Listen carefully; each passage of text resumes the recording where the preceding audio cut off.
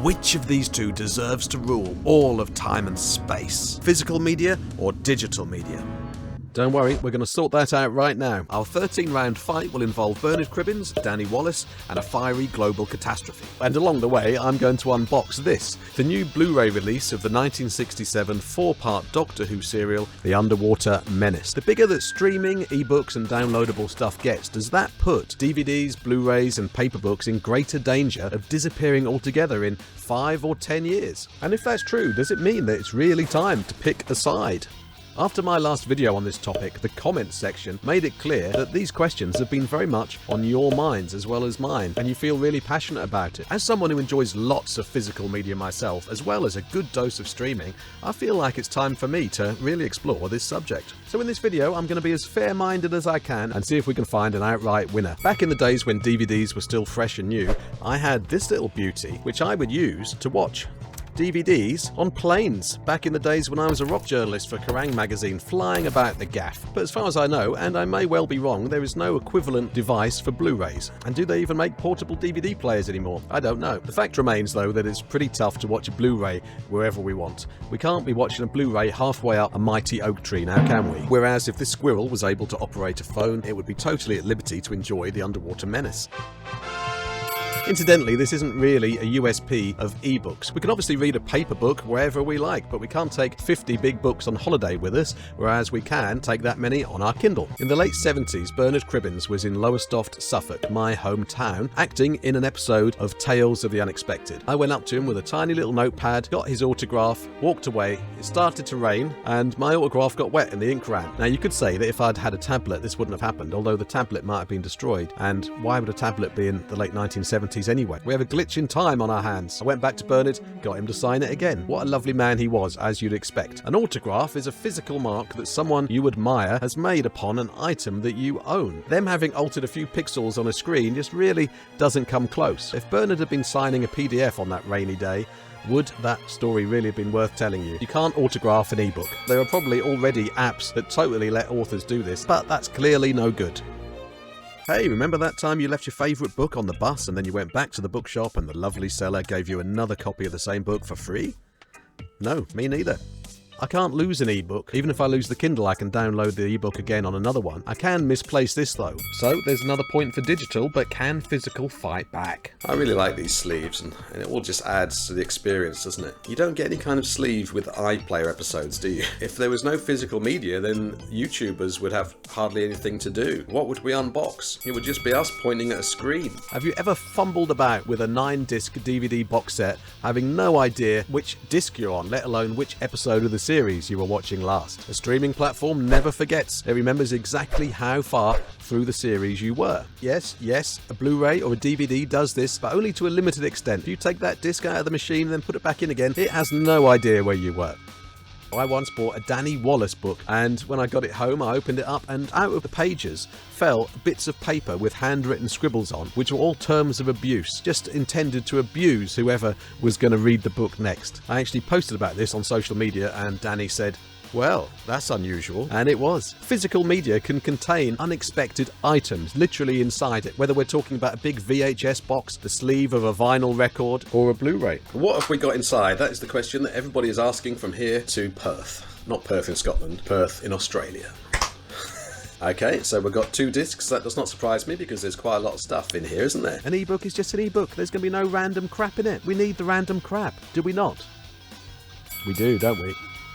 A lot of people hate that algorithms come to know a lot of things about you and your tastes and can then tailor content to you. Me though, I love that about platforms like Netflix. It's one of the main reasons why I really love YouTube. YouTube gets to know all the niche stuff that you're into and then throws loads of videos about it at you. How cool is that? The fact that some digital platforms can get to know you and give you more of what you want, I'm calling that an advantage. I know. Actually, this whole deathmatch thing is quite intense, right? So let's take a quick break to observe this adorable kitten lazing around. You might want to subscribe at this point.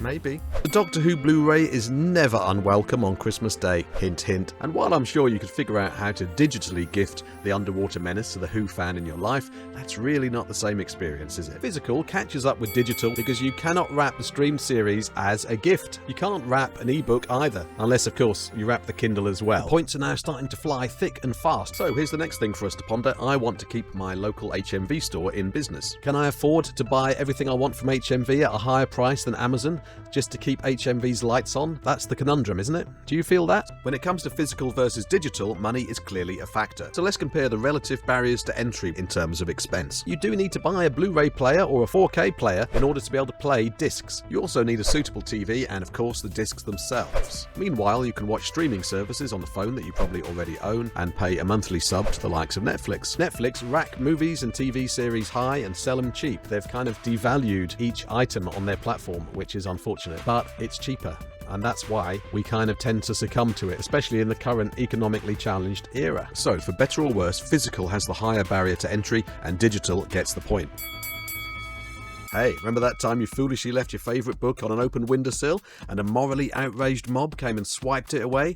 No, me neither. We do, however, see equivalent scenarios with digital. That's kind of what has brought this video about, the fact that An Unearthly Child is not on the Whoniverse collection on BBC iPlayer due to a legal wrangle. That's a bit of a downer, isn't it? With digital, you get to keep nothing. You get an experience. You can watch it whenever you like as long as you're subscribing, or if you've bought something, then technically you get to watch it forever, but that's only until the platform goes down, or sometimes content can be deemed inappropriate for modern audiences. It doesn't happen that much, really. You tend to get a kind of a contextual warning alongside it, which I think is the way to go. But, you know, it's possible for stuff to disappear. Whereas this is now mine. If you've ever had to scale a mountain of Doctor Who VHS in order to reach your kitchen, you'll have encountered one of the downsides of physical media. Physical media takes up space. Sometimes, for reasons that we can't control, we have to get rid of stuff, don't we? Digital media has feng shui in a way that, you know, a great big physical media collection arguably doesn't. Physical media desperately needs to level up the score, so let's talk special features. Streaming generally has none. A Fishy Tale, the making of the Underwater Menace. So the making of is a 2014 documentary. So now that I've really brainstormed this stuff and thought about the pros and cons of each side, I must admit it's a bit of a closer run race than I might have thought.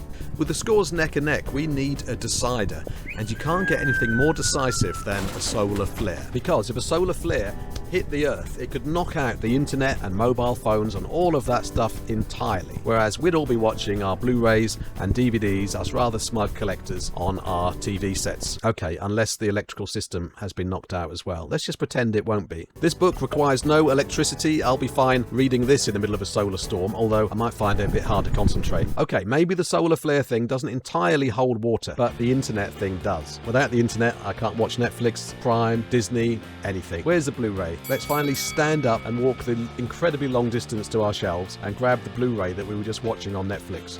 So here's the thing, one word: stuff. Actual stuff that you can have and hold. Stuff is worth about 100 points, isn't it? Stuff to look at on the shelves, stuff to admire, stuff to arrange, and look at all the spines nicely lined up together. We love stuff, and that really is what it comes down to.